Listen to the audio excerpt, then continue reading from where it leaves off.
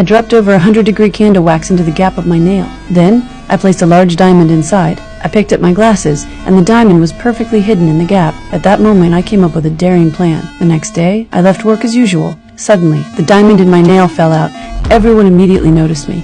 I froze, terrified.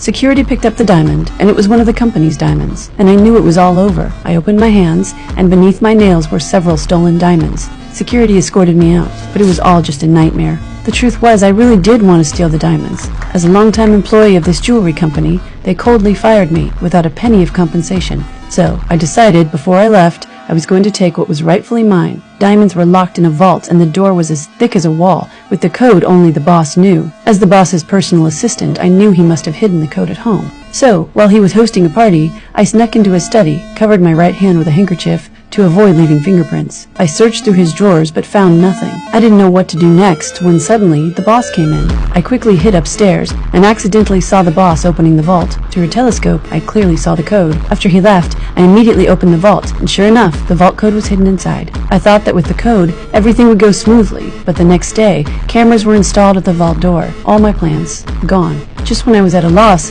the janitor, Hobbs, found me. He was about to retire in a few months and had the same idea of stealing diamonds. Having worked at the company for 40 years, he knew every corner and had good relations with security. No one would suspect him. He also found a loophole. There were 8 cameras, but only 4 monitors. The footage changed every minute.